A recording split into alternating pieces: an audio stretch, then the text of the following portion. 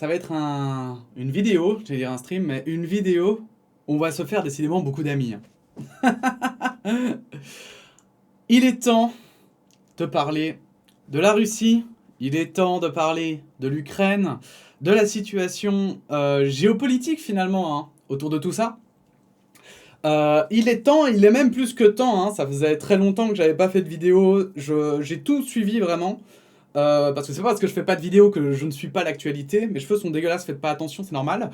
Euh, mais du coup, il faut en parler parce que il y a beaucoup de choses qui se disent, il y a beaucoup de choses qui sont pensées, et j'avais surtout envie de vous partager mon opinion par rapport à ce conflit. Et d'ailleurs, je vais commencer par là. N'oubliez pas, évidemment, je ne suis pas expert dans le domaine, je suis d'ailleurs... à part pour la réalisation audiovisuelle, je ne suis expert sur rien du tout. Ce ne sont pas mes compétences. Tout ceci, ce n'est que mon opinion, ainsi que les informations que j'ai pu récolter sur Internet par rapport à ces conflits, que je vais vous regrouper et que je vais vous présenter si vous n'avez pas eu l'occasion de les voir ou quoi. Cependant, comme c'est un conflit qui dure maintenant depuis un moment, et qui, en fait, provient de, on va dire, qui dure depuis longtemps, qui se prépare depuis longtemps, je vais pas pouvoir, durant cette vidéo, vous présenter toutes les sources. Donc je vais vous présenter déjà mes sources en fait principales sur lesquelles je me suis basé finalement pour vous faire ce petit, on va dire, débrief d'actualité. Donc on a encore une fois le compte Coup Sûr, qui est vraiment un très chouette compte qui partage les conflits de manière générale dans la planète, qui partage des informations. Donc il se base, c'est un compte amateur, mais qui se base sur des données publiques. Donc par exemple des images satellites, on peut aussi voir justement des déplacements par exemple sur Flight Radar, qui est un site qui permet de voir les déplacements des avions.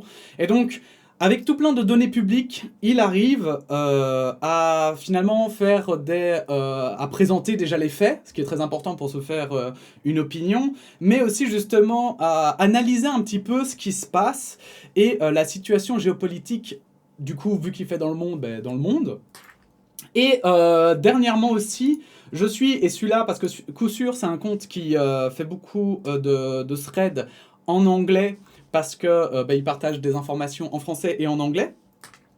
Et ici, on a Little Think Tank, qui est donc, je vais vous lire juste la description, groupe sans caractère officiel, composé d'experts, d'analystes, de consultants, et avant tout de passionnés discutant d'actualité dans de nombreux domaines. Donc ici, c'est aussi un groupe, mais francophone, donc il partage que des informations en français, sur les conflits, il me semble aussi, mais donc ici, dernièrement, surtout sur le conflit ukrainien, tout comme Coup Sûr, puisque les yeux sont rivés sur l'Ukraine. Alors, autre source d'information aussi sur laquelle je me base, c'est la RTBF, qui pour le moment fait d'ailleurs un direct ici, sur lequel il partage en fait les dernières informations.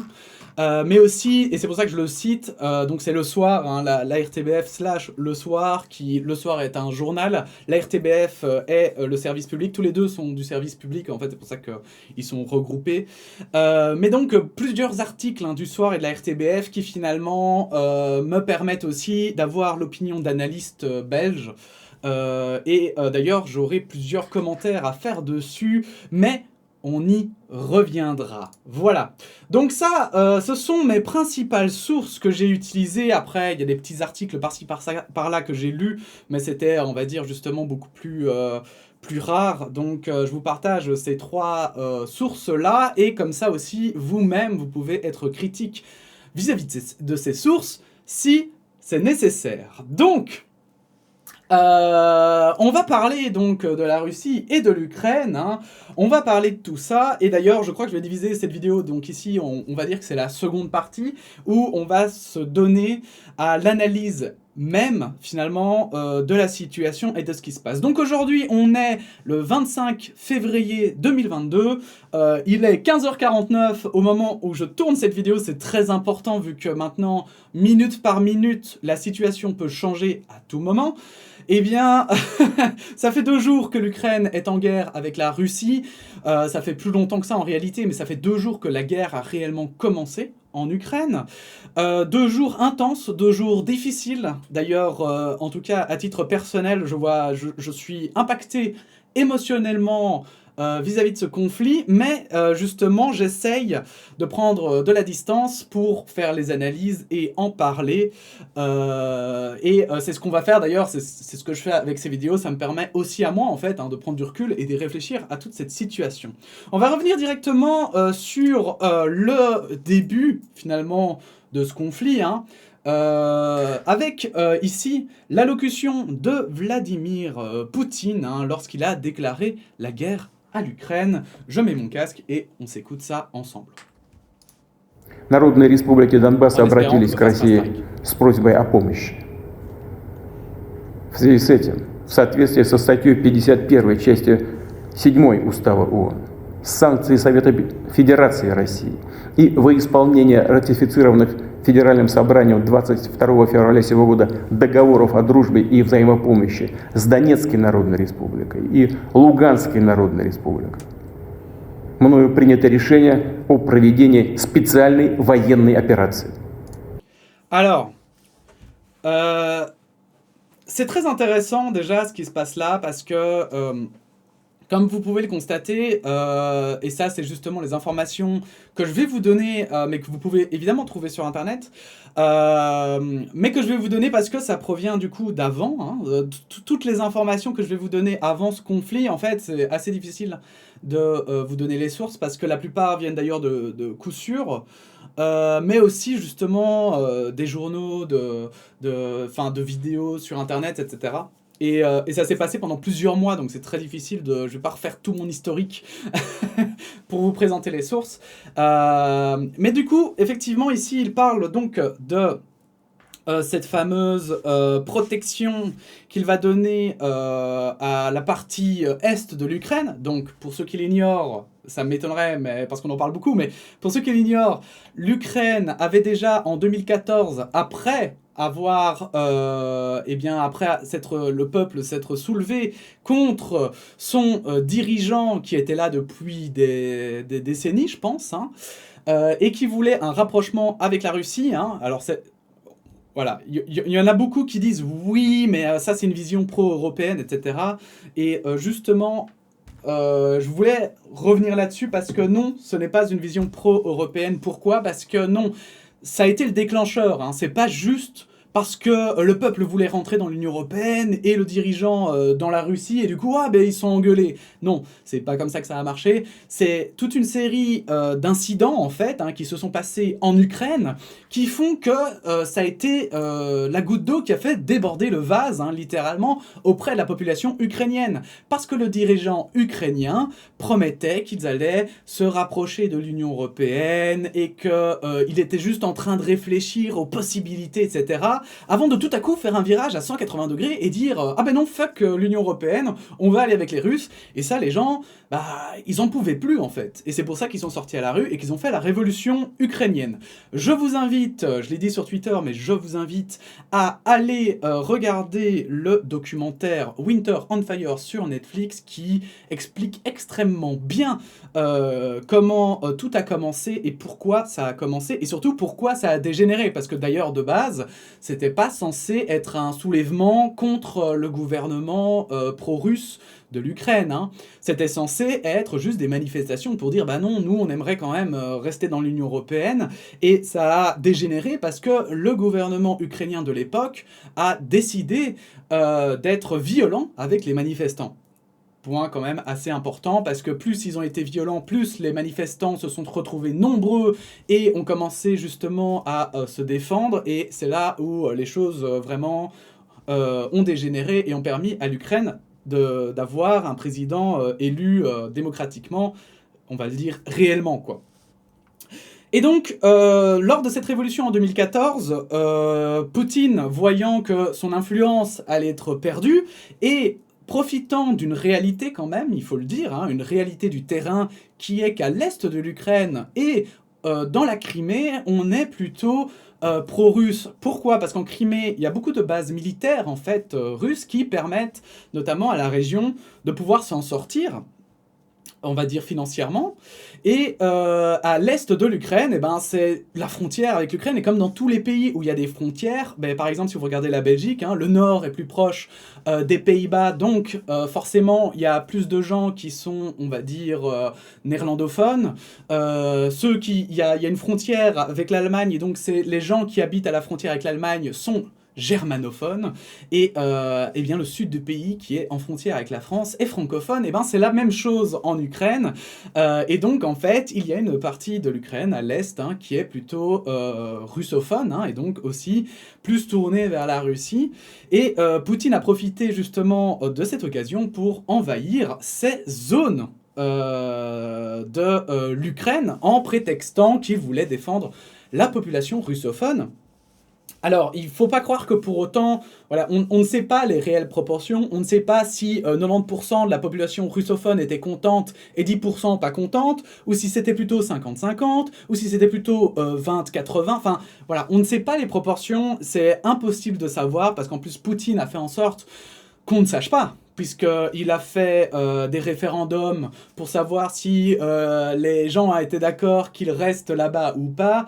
Et bon, bah, il n'a pas voulu qu'il y ait d'observateurs internationaux pour vérifier si le référendum était bien démocratique. Il n'a pas accepté que ce soit... Enfin voilà, il n'a pas accepté, on va dire, un œil critique finalement, pour vérifier que les conditions d'une démocratie soient bien remplies. Hein. Et il y en a beaucoup qui croient, du coup, et ça je dois dire que ça, je trouve ça grave, il y en a beaucoup qui croient que c'est de la manipulation et de la propagande, que de penser que, voilà, d'office, Poutine, s'il fait un référendum, ben, ce sera pas démocratique. Non, c'est pas ça, c'est pas du tout. En fait, avoir un regard sur comment se déroule une démocratie, ça se fait tout le temps, partout dans le monde, hein, vraiment. Et c'est pas forcément pour avoir une influence ou faire de la propagande, hein. C'est juste parce que, en fait, on s'est rendu compte que plus le processus démocratique était transparent aux yeux du monde, et plus, en fait, on se rapprochait d'une démocratie. Parce que c'est beaucoup plus difficile de tricher sur les votes quand ben, t'as plusieurs pays du monde qui les regardent. Et plusieurs pays, ça veut dire aussi des pays qui sont pas forcément d'accord les uns avec les autres. Hein. Ça veut dire la Chine, par exemple, même, parce que oui, il faut pas croire, hein, il peut y avoir... alors je sais pas s'il y en a, mais il pourrait y avoir des observateurs chinois. Il y a des observateurs d'ailleurs de l'ONU qui sont, du coup, par définition, normalement neutres, hein, puisque eux...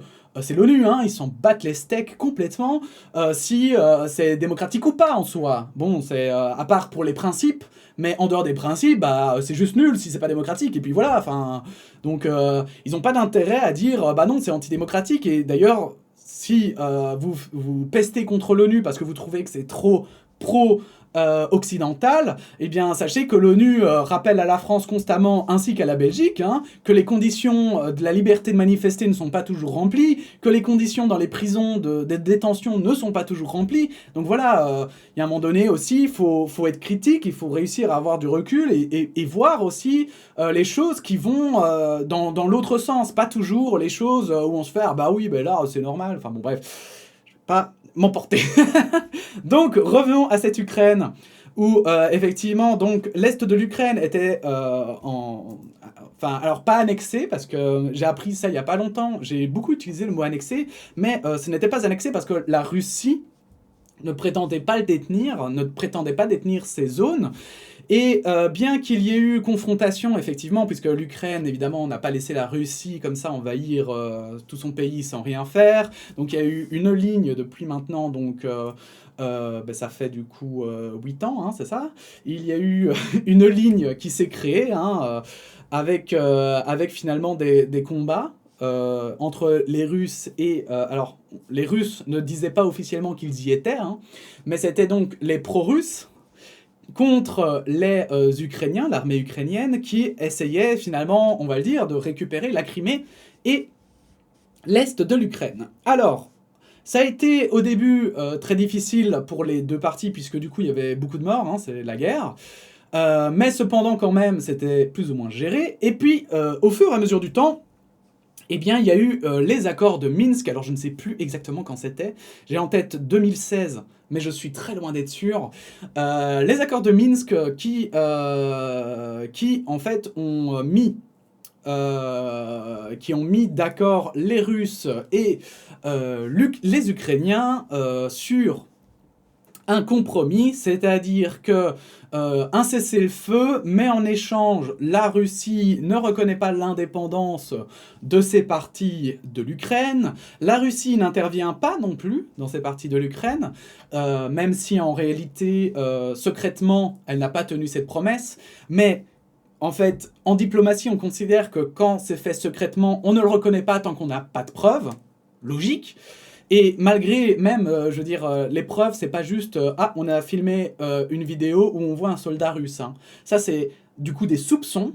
Mais quand on parle d'une preuve, c'est par exemple des documents officiels qui attestent de la présence, ou alors vraiment, on va dire, des observateurs sur place, qui peuvent, des observateurs reconnus par la communauté internationale, et qui peuvent attester qu'effectivement il y a des soldats. Bref, il y a toute une procédure, c'est pas, on est très prudent justement, parce qu'on se rend bien compte que la politique, il faut être prudent en diplomatie, et on peut pas accuser un pays comme ça, juste sur des soupçons de quelque chose.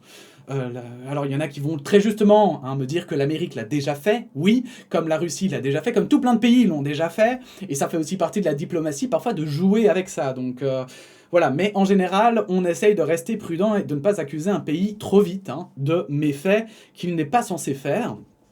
Donc, la Russie ne devait pas intervenir, et en échange, les Ukrainiens arrêtaient donc aussi d'attaquer, et la situation restait dans une sorte de statu quo comme ça, où il y avait une frontière, où il y avait aussi des violations des deux côtés, des deux camps, où il y avait des tirs qui sporadiques de temps en temps, quelques fois par mois, et aussi des morts du coup à ces frontières, voilà, ça restait en stand-by, et le monde continuait à tourner, tout simplement.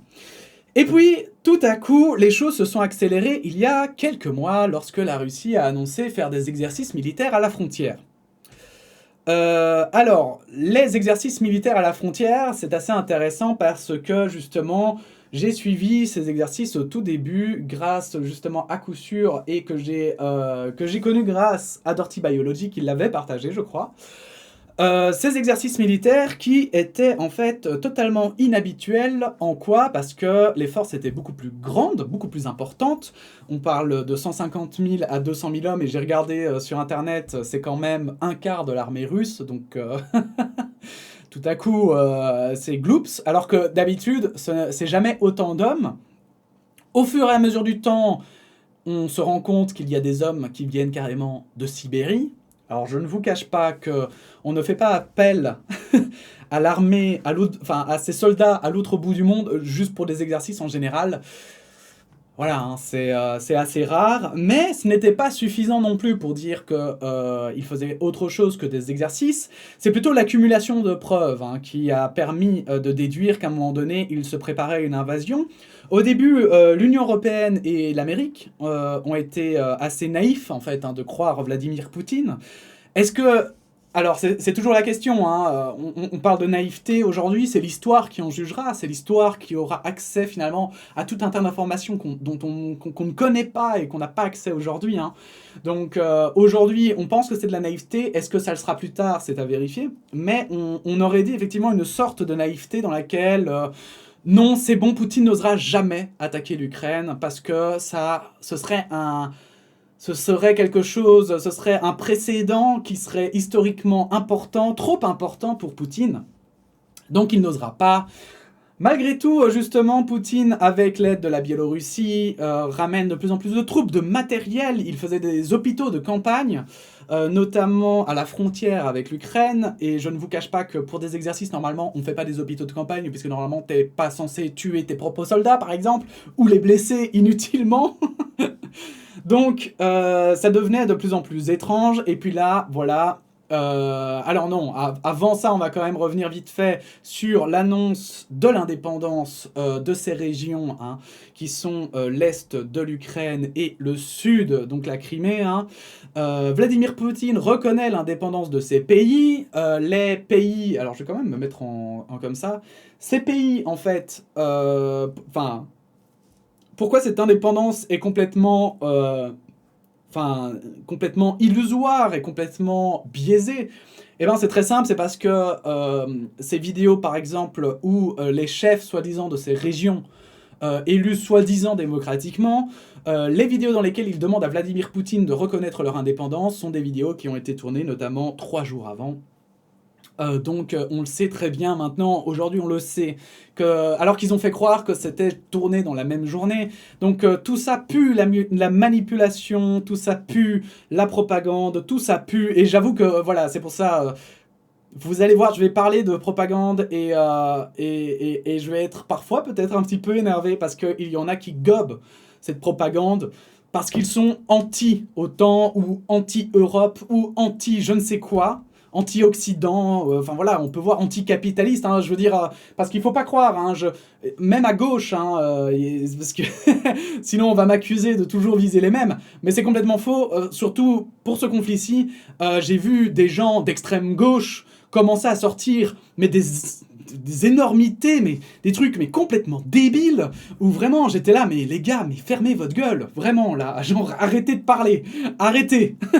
Vous ne savez pas, vous ne connaissez pas, vous parlez, vous dites des choses, mais juste parce que vous êtes dans une logique anti-capitaliste ou anti je sais pas quoi, et alors vous sortez des énormités, c'est terrible. Bref. Donc ne vous étonnez pas, mais effectivement, donc, des annonces, des demandes de reconnaissance d'indépendance que Vladimir Poutine a évidemment accepté, parce que, en fait, et là, il faut quand même reconnaître le très beau coup qu'a joué l'Ukraine et d'ailleurs l'Union Européenne, qui était que Poutine cherchait absolument un prétexte pour attaquer. Il a fait des sabotages, des bombardements, il a fait, voilà, hein, il a fait comment dire, il a fait des faux sabotages aussi en Russie. Il a fait, alors je dis en Russie, mais la partie pro-russe en tout cas, ça c'est certain, et en Russie, je sais plus, mais il me semble qu'il y en a eu un ou deux, maintenant à vérifier peut-être. Il a cherché absolument des prétextes pour pouvoir en fait envahir l'Ukraine.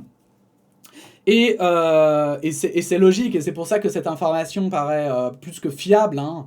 C'est que effectivement, les Ukrainiens avaient ordre de ne pas répliquer, avaient ordre d'encaisser sans rien faire. Alors vous imaginez bien aussi qu'ils n'ont pas le choix, c'est pour ça qu'on les croit aussi, hein.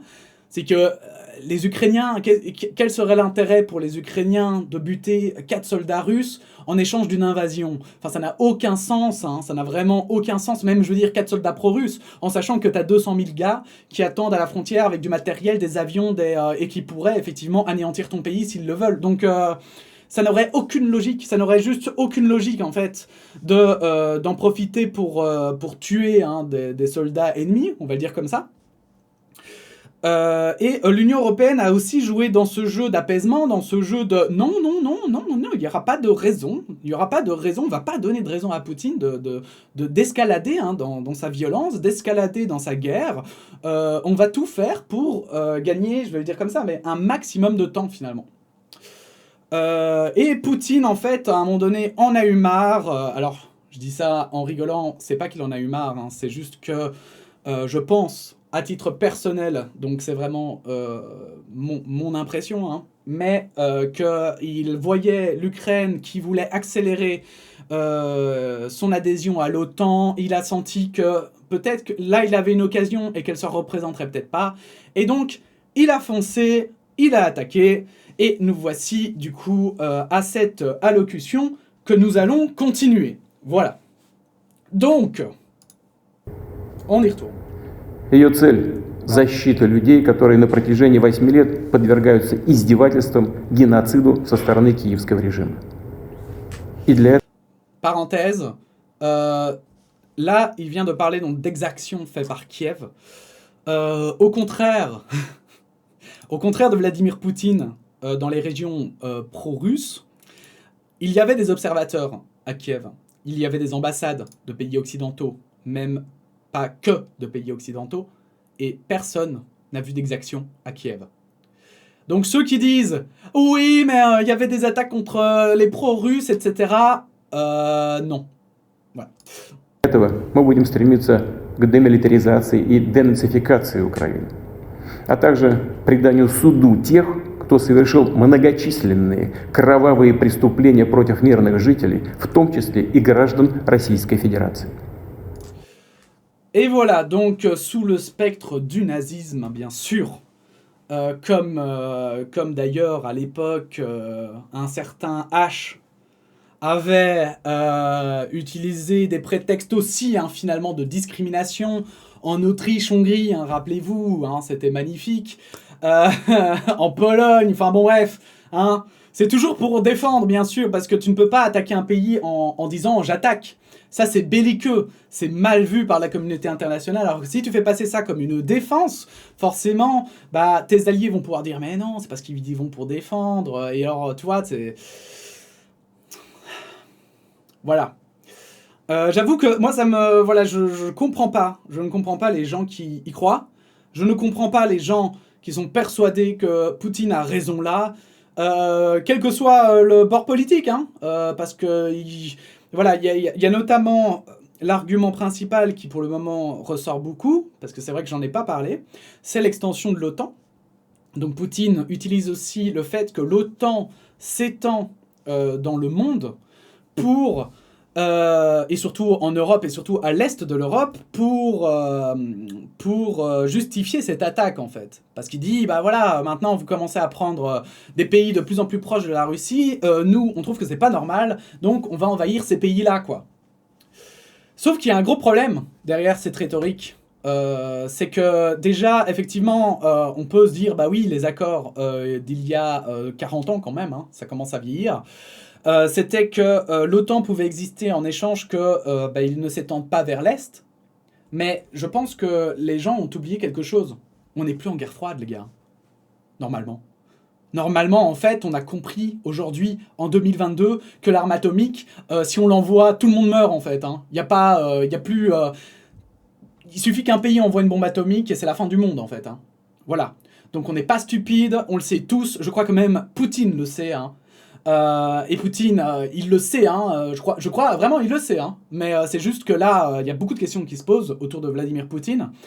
Mais voilà, les armes atomiques, ça a calmé bien tout le monde. Rappelez-vous, les relations avec la Russie avaient repris, même s'il y avait parfois des conflits, des désaccords. Les relations se sont quand même bien plus ouvertes. On a un monde totalement différent aussi d'il y a 40 ans. Parce que maintenant, il y a des échanges commerciaux avec la Chine qui sont extrêmement importants, notamment pour l'Europe. On a des échanges commerciaux avec la Russie qui sont extrêmement importants pour l'Europe et pour la Russie. Donc, il faut à un moment donné arrêter de déconner. Vraiment, genre... Ok, effectivement, l'OTAN avait promis il y a 40 ans qu'elle ne s'étendrait pas à l'Est. Mais la situation n'est plus celle d'il y a 40 ans. La situation n'est plus dans une OTAN qui cherche à se protéger, mais aussi, pourquoi pas, à se dire, bah tiens, si tout à coup on peut battre les Russes et les niquer, tant mieux. Non, aujourd'hui, il y avait une guerre, oui, une guerre froide, oui, mais une guerre froide d'influence. C'est-à-dire que comme tout le monde a l'arme atomique, en fait, la guerre, elle se déroule sur l'aspect politique, sur l'aspect de l'influence. Donc en fait, l'idée, c'est d'essayer de ramener un maximum de pays dans ces idéologies à soi-même. Et après les échecs de Cuba, et après les échecs de plusieurs pays, de l'Afghanistan même, regardez l'Afghanistan, ce que c'est devenu, eh ben, qu'est-ce que vous croyez? Vraiment que l'OTAN avait intérêt à annexer l'Ukraine, comme Poutine l'imagine? Comme Poutine essaye de le montrer? Enfin, de faire croire? Mais je suis désolé, mais il y a un moment donné, il faut être critique. Il faut avoir vraiment... Il faut réfléchir à ça. Et non, désolé, ça n'a aucun sens. En fait, Poutine, je pense, perdait cette guerre d'influence. Et c'est tout. Point. Et c'est point. Et ça s'arrête là, en fait. Et il perd cette guerre d'influence, mais pas seulement contre l'Union européenne et l'Amérique, en fait. Mais il la perd aussi contre la Chine. Parce que oui, la Russie et la Chine sont hyper amis, Mais ça change rien que tous les deux, ils veulent rester des grandes puissances dans le monde. Et ils feraient tout pour rester des grandes puissances. Et la Russie, elle n'a pas l'impact qu'a la Chine, par exemple, en Afrique, ou la Chine avec l'Inde, etc., avec d'autres grandes puissances. La Russie, en fait, elle est en train, vraiment, de passer dans un plan secondaire dans le monde. Et c'est ça que Poutine ne digère pas. Et c'est ça que Poutine n'aime pas. Et c'est juste pour ça, en fait, qu'il envahit l'Ukraine. Il faut vraiment commencer à réfléchir comme ça. Et se dire que c'est pas penser ça, c'est pas être pro-Occident. C'est pas être, j'invente, mais pro-Macron. C'est pas parce que Macron pense comme moi que je suis d'accord avec Macron sur tout, hein. Et que je suis en mode, vas-y Macron, go. Non, non. Ça veut dire que sur un point, on a la même analyse. Le monde n'est pas noir ou blanc, il faut arrêter, hein. C'est pas soit t'es pour, soit t'es contre, hein. On peut être contre la Russie et aussi contre, par exemple, le fait que l'Amérique, elle attaque à tout va dans le monde, hein. Je veux dire, c'est pas incompatible, en fait, hein. Ça va même de pair, hein. Parce que là, si vous trouvez que la politique américaine est scandaleuse, mais je suis désolé, mais alors, vous devriez être les premiers à dire que les Russes sont scandaleux, parce qu'ils font la même chose, putain de merde. Chat. Vraiment, il y a des trucs, ça me tue, vraiment, je vous jure, je comprends pas la logique, vraiment, je la comprends pas. Et on va regarder le reste, parce qu'il n'y a pas toute son allocution, je l'ai pas trouvé, donc on va continuer avec son allocution, où il explique notamment d'autres points importants. Кто бы ни пытался помешать нам, а тем более создать угрозы для нашей страны, для нашего народа, должны знать, что ответ России будет незамедлительным и приведет вас к таким последствиям, с которыми вы в своей истории еще никогда не сталкивались. Уважаемые товарищи, ваши отцы, деды и прадеды не для того сражались с нацистами, защищая нашу общую родину, чтобы сегодняшние неонацисты захватили власть на Украине. Вы давали присягу на верность украинскому народу, а не антинародной хунте, которая грабит Украину и издевается над этим самым народом. Не исполняйте ее преступных приказов. Et voilà, et ça, c'est sa tentative, évidemment, d'inverser les rôles et de faire croire que c'est lui, le gentil, hein, qui se bat contre les méchants nazis, évidemment. Donc, c'était il y a 2 jours, à 3 heures du matin à peu près, un truc comme ça, 3-4 heures. Comment dire que ça a fait du mal à tout le monde, hein, puisqu'il a commencé à envahir l'Ukraine. Et directement, bon, on va quand même faire un peu d'humour, hein, mais directement, les pays européens et le monde entier d'ailleurs a dit « Je vous demande de vous arrêter !» Évidemment. Donc, effectivement, ils ont commencé cette invasion. Et depuis, ça se passe plutôt pas bien pour les Ukrainiens, ce qui est logique, hein, puisqu'ils sont quand même en infériorité numérique, en infériorité tactique, et aussi, ils n'ont pas autant de soutien qu'est-ce qu'ils espéraient. Mais on va du coup maintenant entrer dans le vif du sujet et parler finalement de la Russie et de l'Ukraine et surtout de la situation d'aujourd'hui. Les combats ont commencé hier et très vite, justement, même ces comptes qui sont des comptes fiables, hein, ont fait des erreurs, ont parfois fait des tweets alors que c'était des vidéos qui n'étaient pas vérifiées ou des trucs comme ça, mais se sont toujours rectifiés et donc maintenant on a quand même, on va dire, 1 jour de recul par rapport à ce conflit et ce qui est en train de se passer. Et je pense qu'on peut commencer quand même à y réfléchir, et je crois qu'il faut y réfléchir, parce que je pense que le conflit en Ukraine dépasse, bien sûr, l'Ukraine. On parle de 3e guerre mondiale, et même si c'est trop tôt, bien sûr, on est tous clairs là-dessus, hein, c'est trop tôt pour parler d'une 3e guerre mondiale, mais nous sommes dans un moment critique de l'histoire, et nous devons être critiques vis-à-vis des informations que nous recevons, et avoir, on va dire, le recul nécessaire, et plus parler juste avec les émotions. Donc d'abord, avant tout, ici c'est une vidéo simplement qui a été tournée, donc je crois hier, hein, puisque l'invasion a commencé le matin très vite, des informations, donc je disais, ont fusé de toutes parts, on parlait de villes qui personnellement me disaient rien, et beaucoup de villes, de villages, de noms de villages comme ça qui se succédaient. Ça donnait vraiment une impression de fin de l'Ukraine complet, quoi, comme si tout avait directement lâché, quoi. Et en réalité, plus tard dans la journée, beaucoup de gens diront écoutez, arrêtez trop de propager le fait que l'Ukraine a déjà perdu. Alors j'ai oublié de mettre ma scène, pardon. Arrêtez de propager que l'Ukraine a déjà perdu parce qu'en fait, c'est loin d'être le cas. Même si peut-être que tout est déjà joué, hein, ça personne ne sait le dire. Mais c'est un peu comme si vous jouez à League of Legends, vous saurez ce que je dis, hein. Mais tant que le Nexus ne tombe pas, la game n'est pas perdue. C'est ce qu'on dit dans le jeu vidéo, et dans la réalité, c'est encore bien plus complexe, puisqu'en fait, c'est pas parce que même Kiev, qui est la capitale de l'Ukraine, tombe, que forcément l'Ukraine a déjà perdu, en fait, hein. C'est vrai que tenir un pays, ça tient à beaucoup plus de choses. Il faut que le peuple soit d'accord, il faut qu'il n'y ait plus de poches de résistance, il faut réussir à instaurer... Si vous avez lu L'Art de la guerre, notamment, il explique tout plein de points, Sun Tzu, dans lequel il explique comment en fait tu fais pour maintenir une population en fait sous ton contrôle, et notamment une population qui n'est pas d'accord avec tes principes, une population qui est contre ta politique ou contre tes soldats. Eh bien, tu ne sais pas occuper un pays comme ça, en fait. C'est très difficile. Alors on dit, tu sais pas, c'est pas que tu ne sais vraiment pas, mais c'est juste que, en fait, tu auras besoin de beaucoup de troupes. Il va falloir tout contrôler à mort, et je crois que Poutine est prêt à faire ça, hein, c'est pas la question, mais en tout cas, ça va peut-être durer longtemps, avant que vraiment il puisse avoir la mainmise sur ce pays. Donc, on va faire un débrief sur tout ça, mais avant toute chose, je voulais parler quand même de cette petite vidéo qui a été tournée par des militaires ukrainiens, je pense, hein, que l'on voit ici, voilà, notamment. Et en fait, qui protège on parle de cailloux, hein, donc c'est une petite île au milieu de la mer Noire qui sert notamment de station balnéaire, je crois. Pour les Ukrainiens, qui appartient aux Ukrainiens, et avait 13 soldats qui étaient stationnés là.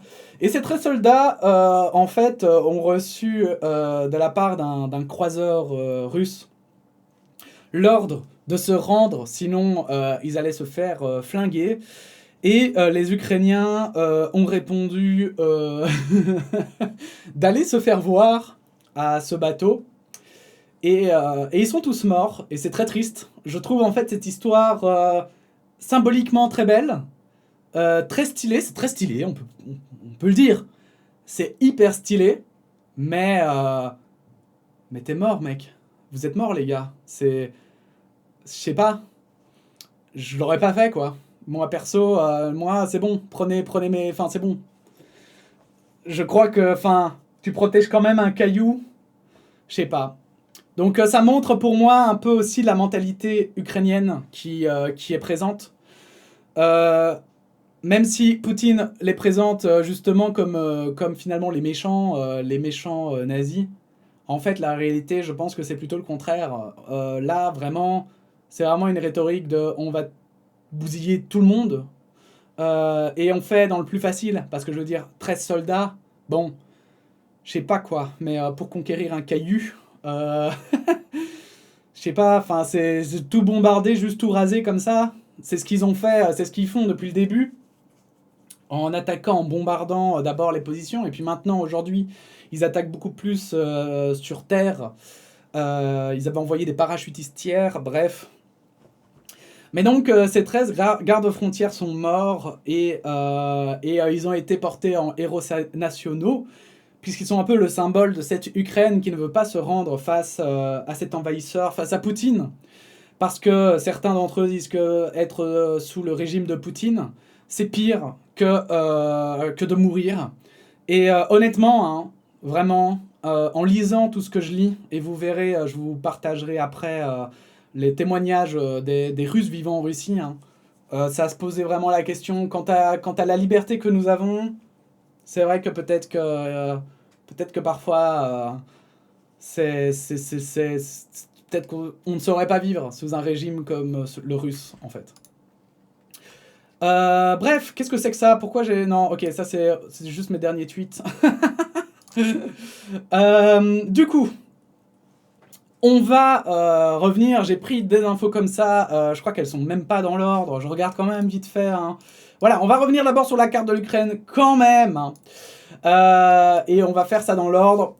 Donc, la carte de l'Ukraine, on a coup sûr en collaboration avec ici 2 autres personnes. Hein, qui ont fait une carte de l'Ukraine pour mettre à jour un petit peu les batailles et pour qu'on se représente bien mieux ce qui est en train de se passer et à quel degré en fait d'envahissement on est.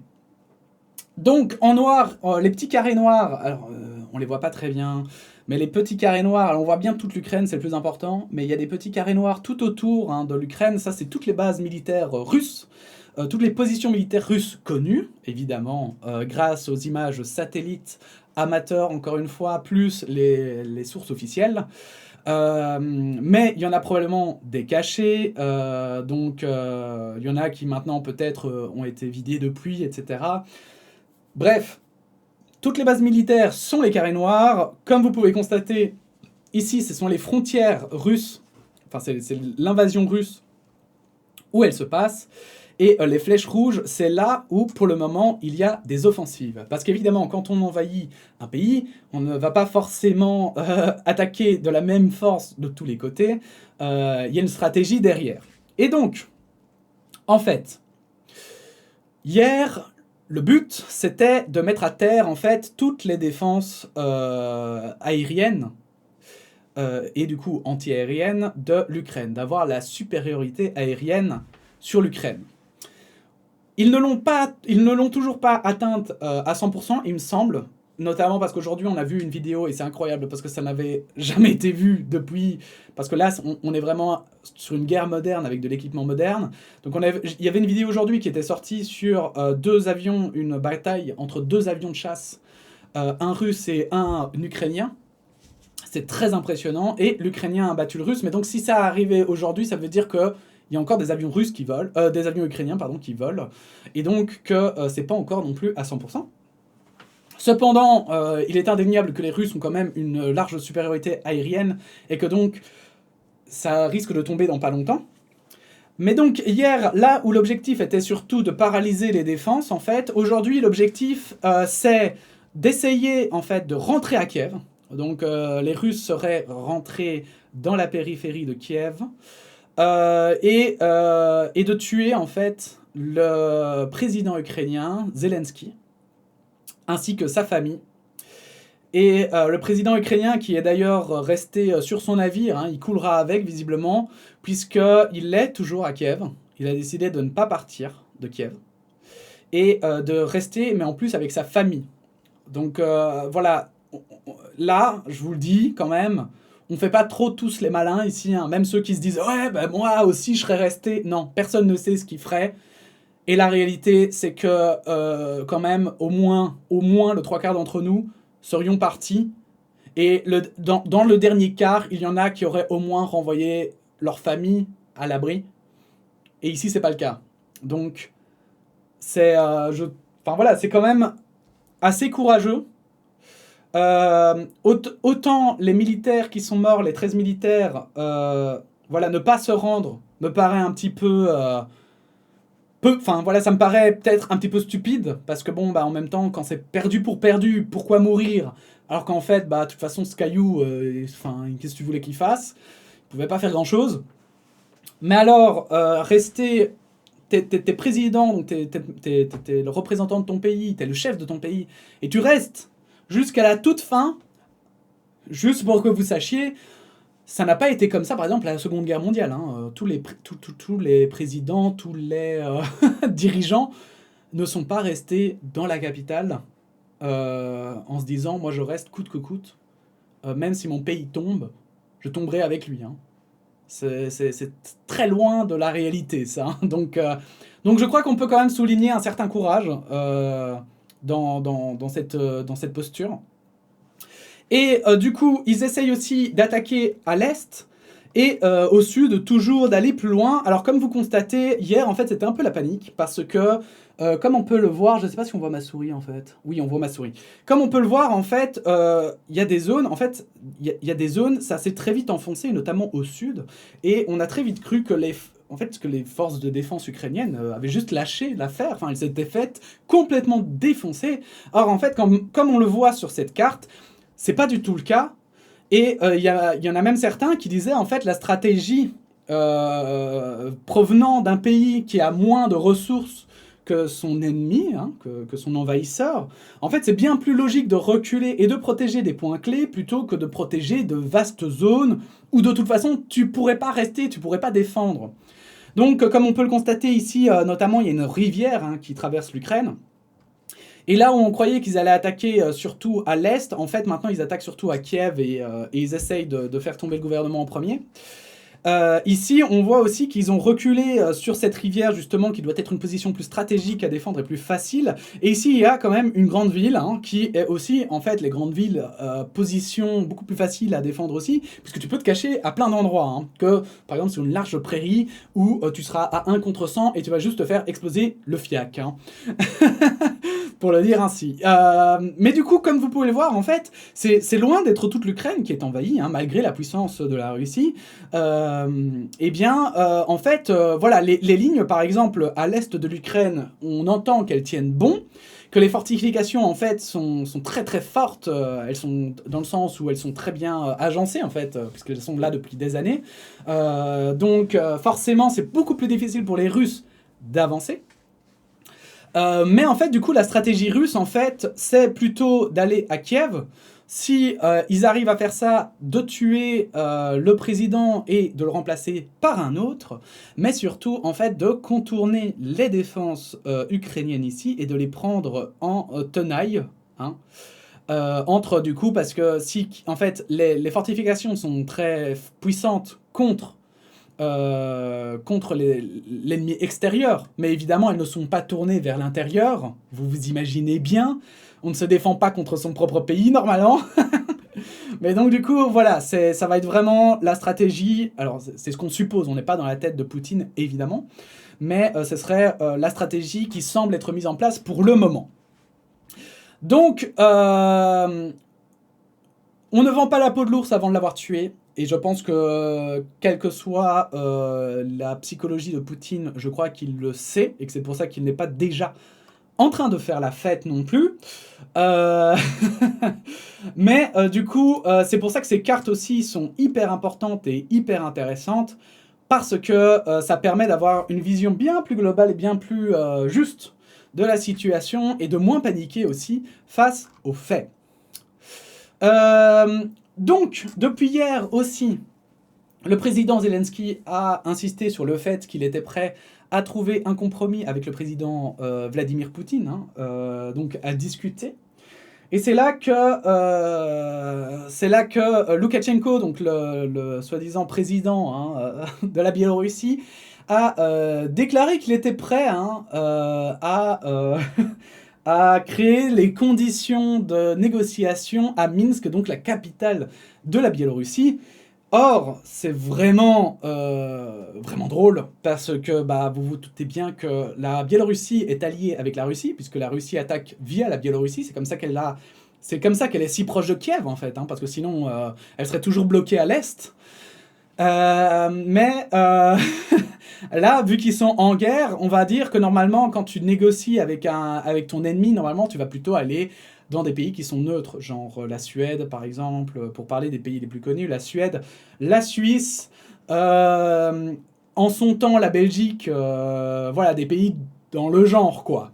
Et donc là, ils proposent de le faire chez un allié de Vladimir Poutine. Bon, autrement dit, c'est vraiment faire un doigt d'honneur hein, au président ukrainien, lui dire qu'en fait, on n'est pas prêt à faire de compromis et que, il va juste pouvoir pleurer. Hein. Il va juste pouvoir pleurer. Et cette dernière news qui est un peu troublante dernièrement, mais apparemment dans une vidéoconférence, le président ukrainien a dit aux chefs européens que ce serait probablement hein, son dernier appel, et parce que en fait après il serait probablement mort.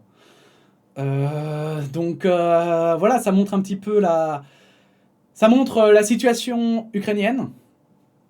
Et attention, ce n'est pas parce que, évidemment, comme je le disais, hein, ce n'est pas parce que Kiev tombe que forcément, en fait, la Russie a gagné. Ce sera bien plus complexe que ça. Et il faudra voir, parce qu'il y a beaucoup d'Ukrainiens qui ont reçu des armes, il y a beaucoup d'Ukrainiens qui ont dit qu'ils n'allaient pas se laisser faire, qu'ils n'allaient pas laisser l'envahisseur comme ça venir. Et je crois qu'il faut vraiment imaginer ça. Il ne faut pas vous imaginer que c'est une puissance comme les autres qui attaque. Hein. Il faut vraiment imaginer ça comme l'Allemagne de l'époque qui envahissait nos pays. Et qu'il y a des gens qui ont dit non, moi je préfère mourir que d'être sous le joug des nazis, en fait. Hein. Et en fait, ce qu'il faut savoir, c'est que du coup, aujourd'hui, on a aussi le recul, parce qu'à l'époque, le nazisme, c'était nouveau. Donc, il y a beaucoup de gens qui ne se sont pas soulevés parce qu'ils ne se rendaient pas forcément compte. Ils croyaient que c'était... Ils croyaient que c'était une guerre comme une autre, hein, lors de la Seconde Guerre mondiale. Enfin, du coup, quand ça a commencé, les gens ne se rendaient pas du tout compte qu'ils allaient vers une guerre mondiale. Les guerres, c'était assez récurrent en Europe à ce moment-là. Ça arrivait souvent, et c'était des puissances... Enfin, c'était pas inhabituel. C'était vraiment pas inhabituel. Ici, aujourd'hui, on est dans une situation où ça faisait 80 ans qu'il n'y avait pas de guerre en Europe. Donc, on est dans une configuration tout autre. Ça faisait aussi, du coup, 80 ans qu'il y a eu la Deuxième Guerre mondiale. Et on a toujours les souvenirs qui sont marqués, qui sont là. On a grandi en nous rappelant à quel point c'était toxique, en fait, hein, ces idéologies. Et Vladimir Poutine fonctionne beaucoup sur la même ligne de conduite. Et c'est d'ailleurs ce qui est inquiétant. Alors du coup, avant de parler finalement de l'Europe, je voulais vous partager ce thread que moi j'ai fait sur Twitter, parce que je suis tombé hier sur le live TikTok d'un Russe. Voilà, d'un Russe. Alors, c'est une source comme une autre, c'est un témoignage, on peut même dire, hein, puisque bien sûr, tout comme tous les témoignages, hein, c'est soumis à l'interprétation à mon interprétation, à l'interprétation aussi de l'auteur du témoignage. Comme je le dis d'ailleurs dans le thread, il parle en anglais, mais il traduit donc ce qu'il entend autour de lui, par exemple, du russe à l'anglais, et moi je traduisais de l'anglais à français. Donc vous vous doutez bien, j'ai essayé de faire les meilleures traductions possibles, et lui a essayé de faire les meilleures traductions possibles, mais forcément, c'est pas la même chose que si moi, par exemple, je parlais russe et que j'étais linguiste et que je traduisais, quoi. Donc, il y a déjà ça, mais aussi, évidemment, l'angle. Cette personne, elle a des idées, elle a des opinions, elle vit en Russie, certes, mais elle vit en Russie avec, dans certaines conditions, hein. En fonction de si t'es pauvre ou si t'es riche, les conditions sont pas les mêmes, etc. Donc je veux dire, tout ça, c'est aussi, voilà, ça reste un témoignage, il faut bien le garder en tête, mais en ces temps, aujourd'hui, c'est intéressant d'avoir des témoignages de gens qu'on ne peut pas questionner, parce que aujourd'hui, par exemple, impossible d'aller en Russie comme ça, hein. Faut pas rêver. Donc assez intéressant. Et du coup, ça montrait aussi que pensent finalement les Russes de cette guerre. Alors même si on va prendre avec précaution ce qu'il disait, parce que lui notamment disait que 90% des Russes étaient contre cette guerre, contre cette invasion de l'Ukraine, que en fait il comprenait, lui, à titre personnel, et beaucoup de ses amis comprenaient pourquoi Poutine était intervenu dans l'Est, hein, donc dans l'Est et dans le Sud, là, en Crimée et dans l'Est de l'Ukraine, mais il ne comprenait pas pourquoi cette invasion massive et cette attaque, en fait. Et du coup, il disait que ça, c'était 90% des Russes. Alors, on peut considérer qu'il exagère et qu'il est biaisé, peut-être, par son entourage, mais je crois que c'est quand même intéressant, parce que ça montre qu'il y a quand même une partie de la population qui n'est pas pour. D'autant plus que, en fait, il s'appuyait sur quoi pour montrer que la Russie, en fait, les citoyens russes n'étaient pas forcément pour cette guerre. Eh ben, il a été à des protestations sur place. Alors, il les filmait parce qu'il avait peur d'aller en prison. On peut pas être activiste en Russie sans savoir que tu vas aller en prison, en fait. Donc, lui, il les filmait. Et déjà, en les filmant, il prenait un risque. En les diffusant en direct, il prenait un risque. Donc, notamment quand il était trop proche des policiers, il insistait bien qu'il parlait comme au téléphone avec n'importe qui, comme s'il faisait un live normal. Mais après, dès que les policiers s'éloignaient un petit peu, il osait enfin un peu parler de la situation en en Russie et des Russes et de leurs opinions. Mais maintenant, voilà, il faisait très attention à ce qu'il disait, notamment il ne répondait jamais à la question « supportes-tu Poutine ?» parce que c'est trop dangereux de répondre à cette question. Et oui, il peut mentir et dire oui, mais s'il répond non, il risque des problèmes. Donc il faisait quand même gaffe à ce qu'il disait. Mais c'était intéressant parce que du coup on a vu aussi une autre face de la Russie. Il était à Saint-Pétersbourg et il a montré effectivement qu'il y a des gens malgré cette interdiction de manifester, malgré ce risque d'aller en prison, littéralement juste parce que tu dis que tu n'es pas d'accord avec le président russe Vladimir Poutine, eh bien il y a des gens qui manifestaient, il y a des gens qui étaient là. Et lui est parti au moment où la police commençait à faire des arrestations, en fait, et que ça devenait du coup trop dangereux. Lui, il voulait absolument pas aller en prison, et déjà, enfin voilà, lui, son activisme, finalement, c'était de montrer ce qui se passait, et que ce soit relayé. Donc je relaye aussi son message ici, parce que je trouve que c'est important d'avoir cette vision, finalement, d'un citoyen russe, qui n'est pas d'accord avec Poutine, et qui veut qu'on l'entende. Tout comme parce que je pense que dans les médias, on relaye beaucoup les citoyens russes qui sont d'accord avec Poutine. On relaye beaucoup ce que Poutine dit et aussi ses petits poteaux là à travers le monde. Mais on relaye pas assez les gens qui sont pas d'accord avec lui et qui trouvent que c'est de la merde. Alors oui, il y a Navalny, il y a toujours un seul Navalny.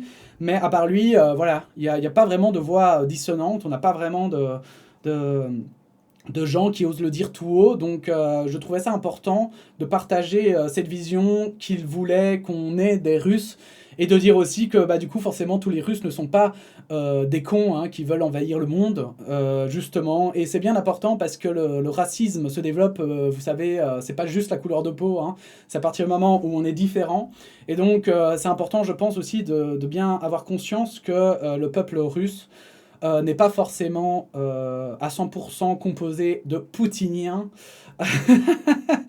Donc voilà. Maintenant, on va parler un petit peu entre nous, parce que moi je voulais parler du conflit au travers du coup du spectre occidental aussi, de ce qui se passe dans le monde, on va dire.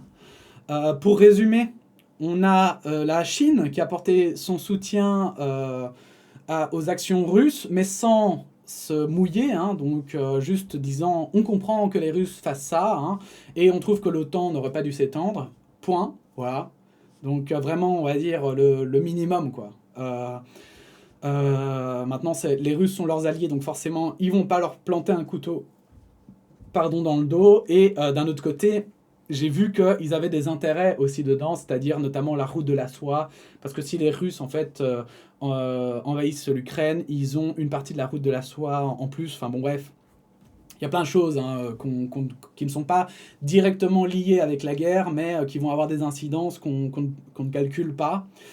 En fait, ici, je voulais plutôt parler de la réaction de l'OTAN, et notamment de l'Union européenne, des pays européens même de manière générale, et des États-Unis, et je voulais réfléchir autour de tout ça, parce que forcément, cette guerre nous fait beaucoup penser à la Pologne en 1900, je ne sais plus combien, ça devait être en 1939 du coup, si je dis pas de conneries, quelque chose comme ça.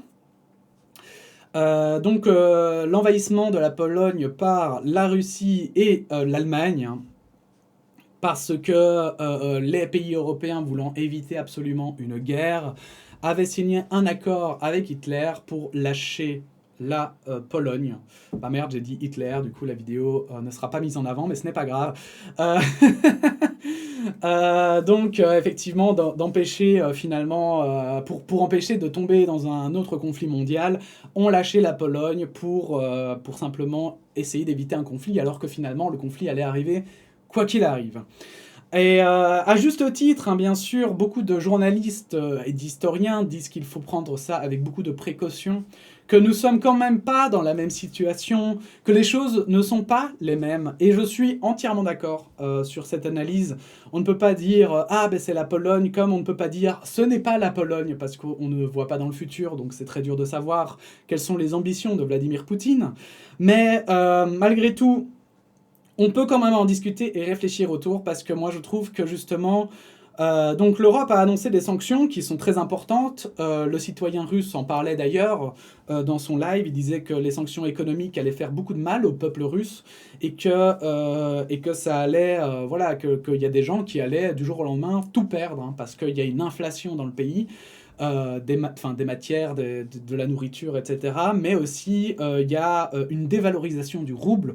Et donc, beaucoup de gens perdent de l'argent, parce que quand tu avais l'équivalent de 1000 dollars en roubles, ben maintenant, peut-être que ça vaudra plus que 100 dollars. Et t'es dans la merde, simplement. Parce qu'en plus, s'il y a une inflation, ça veut dire que le pain qui te coûtait peut-être 2 roubles, maintenant il t'en coûte 10. Donc, bon, bref. C'est la méga merde pour le peuple russe, mais justement, et moi c'est ça que je trouve inquiétant, c'est que les États-Unis et l'Europe font des sanctions, la Russie répond par d'autres sanctions, et tout ça c'est bien beau, mais Vladimir Poutine, je suis sûr, pour le moment, en fait, on est toujours un coup de retard par rapport à Vladimir Poutine, on a toujours un coup de retard, et je dirais bien par rapport à Vladimir Poutine, parce qu'en fait, ce n'est pas la Russie finalement, hein, ce n'est pas le peuple russe qui décide de tout ça, c'est vraiment une personne, pour des raisons purement qui sont propres à elle, on va dire, qui sont des intérêts personnels, fait tout ça. Et en fait, le truc, c'est que Vladimir Poutine a forcément pensé à toutes ces sanctions, il a forcément pensé au pire des scénarios, c'est-à-dire à des sanctions qui l'isolent comme il l'est maintenant.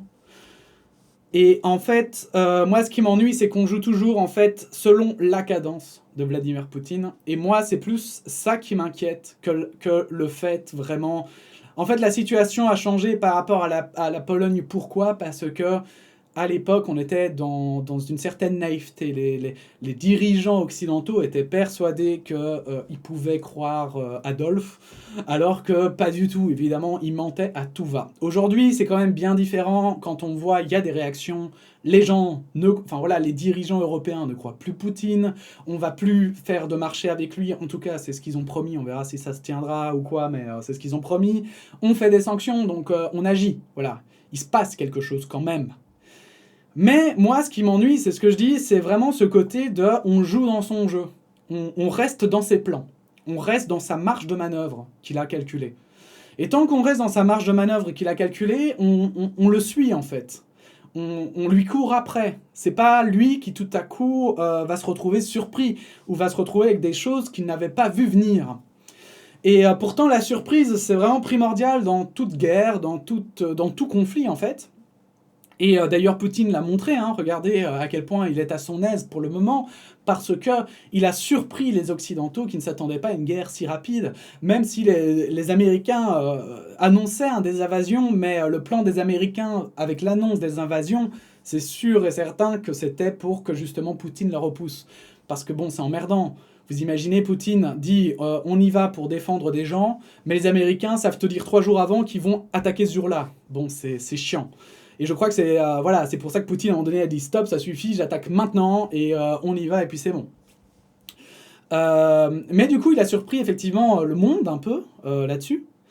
Et du coup, là où ça marche, c'est qu'en plus, il l'a fait en pleine nuit. Donc forcément, chez nous, c'était quoi ? C'était tard le soir, du coup ? Même pas ? Je sais plus. Bref, ça met du temps, du coup, pour les réactions. Ça met du temps pour agir. Ça met du temps pour, tu vois, quand on est aussi dans des situations de surprise, on doit réfléchir vite et bien. Et plus vite, ça c'est un peu comme les commerçants quand ils essaient de vous vendre un produit, moins vous avez de temps pour réfléchir et moins bonnes seront les décisions que vous risquez de prendre. Et donc là, du coup, on court toujours après Poutine, on court toujours après lui, on est toujours à chercher la solution contre lui. Et en fait, c'est pour ça que moi, moi vous savez, au fond... je suis un gros gaucho, pacifiste, je déteste la guerre, c'est pour ça que ça m'atteint d'ailleurs, parce que je vois tout ce qui se passe, ça me rend triste, ça me rend profondément triste, parce que je vois le peuple ukrainien là qui ramasse la misère, et je trouve ça vraiment terrible. Mais pour le coup, en fait, je trouve que justement, ce que nous a appris l'invasion de la Pologne à l'époque, c'est que, en fait, à force de vouloir éviter à tout prix la guerre, parfois, on fait pire que bien. Et c'est pour ça qu'en fait, il y a beaucoup de gens qui disent « Oui, mais l'OTAN, si elle intervient, ça deviendra un conflit mondial. » C'est vrai que ça risque, effectivement, d'arriver. Mais d'un autre côté, on doit aussi réfléchir à qu'est-ce qui risque d'arriver si on n'intervient pas. Et est-ce que ça a toujours... Voilà, en fait... Et cette question n'a pas de réponse, hein, soyons clairs. Hein. En fait, c'est ça la difficulté aujourd'hui. Hein. Il n'y a pas de bonne réponse. Parce que les décisions qui seront prises peuvent être les pires comme les meilleures, on ne sait pas. On ne peut pas savoir. Donc tout ce que je fais, ce sont juste des suppositions et des réflexions. Donc prenez-les bien en tant que telles et pas comme des réalités. Mais moi, la question que je me pose réellement, c'est et si là maintenant l'Ukraine, c'est la Pologne effectivement de l'époque? Et si en fait après l'Ukraine, c'est trop tard? Et si après l'Ukraine, Poutine il va attaquer des pays de l'OTAN? Et si, mais sauf que en fait là maintenant, si on intervient en Ukraine, on surprend en fait Poutine. Alors on le surprend sans vraiment le surprendre parce qu'à mon avis il a dû calculer un scénario. Enfin j'espère pour lui parce que sinon, enfin voilà, il y a beaucoup de gens qui disent que Poutine est intelligent. Moi honnêtement j'en doute. Je pense que on peut parler de folie. On peut peut-être voilà parler de voilà, est-ce qu'il est con? J'irai peut-être pas jusque-là, mais je pense qu'il n'est clairement pas forcément intelligent. C'est un homme qui utilise de la force, et pour moi, utiliser la force, c'est en fait quand t'es pas, c'est quand on n'a pas, enfin, entre guillemets. C'est-à-dire que lui, il utilise la force brute, il utilise les armes, il utilise, voilà. Mais au prix de quoi il utilise les armes? J'avais lu un article dans lequel il disait que ça faisait maintenant, depuis qu'il était au pouvoir, qu'il mettait tout l'argent de la Russie dans l'armement, au détriment de la population russe. Donc dites-moi à quoi ça sert en fait. C'est intelligent ça? Vraiment? Pour vous, ça c'est un signe d'intelligence? C'est vraiment un signe d'intelligence de pouvoir... Allez, j'invente, hein, mais imaginez que Poutine il conquiert même le monde. Mais il est incapable de gérer des populations en fait. Autrement que par la violence. Je veux dire, dans l'histoire du monde, ça n'a jamais marché. Donc s'il avait un tant soit peu d'intelligence, il conquérait les populations en faisant en sorte que les gens adhèrent à son idéologie en fait.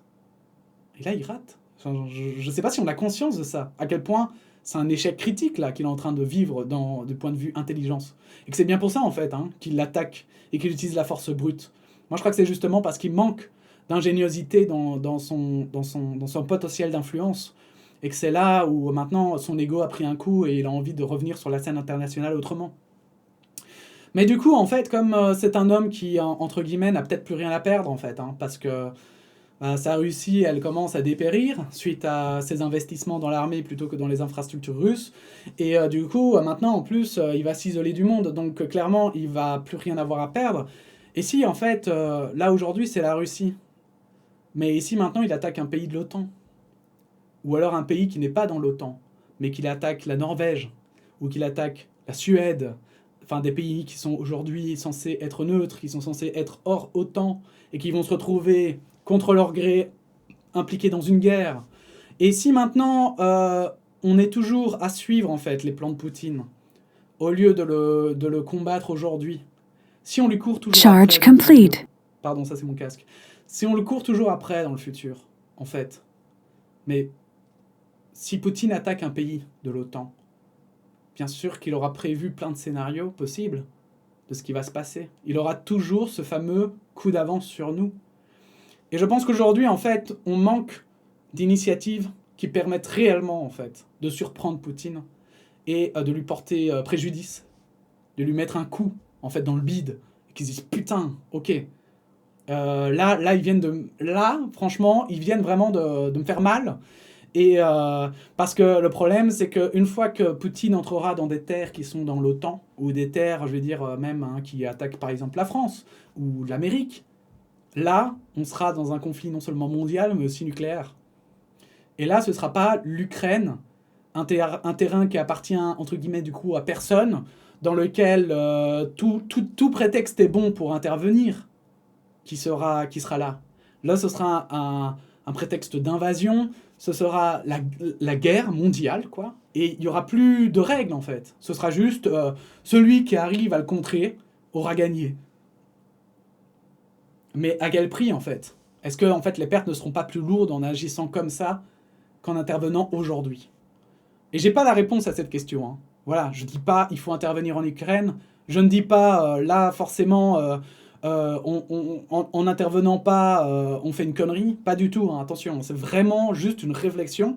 Et je vous la partage justement, parce que peut-être qu'en commentaire, vous pourrez donner un autre angle d'attaque que moi je n'ai pas vu, un autre angle de réflexion que moi je n'ai pas vu, où vous maîtrisez peut-être mieux le sujet que moi, et vous pourrez ajouter de la réflexion à cette réflexion. Mais je me pose réellement cette question de finalement, est-ce qu'en fait la guerre mondiale n'a pas déjà commencé sans qu'on le sache? Et en voulant l'éviter, est-ce qu'on ne fait pas que l'empirer? Voilà. Bref, une vidéo extrêmement longue, mais que j'estimais extrêmement utile. J'espère qu'elle l'a été aussi pour vous. Toutes les sources sont en description. N'hésitez pas évidemment à partager cette vidéo si vous l'avez trouvée intéressante. N'hésitez pas à la liker, à donner votre opinion en commentaire, évidemment. Et puis sinon, bah, on se dit à bientôt pour de nouvelles actualités, hein. En espérant qu'elles soient plus joyeuses et qu'on évite, qu'on arrive à éviter une troisième guerre mondiale. Hein? Ce serait pas mal. Ça donnerait une certaine ambiance. Allez, la bise et à bientôt.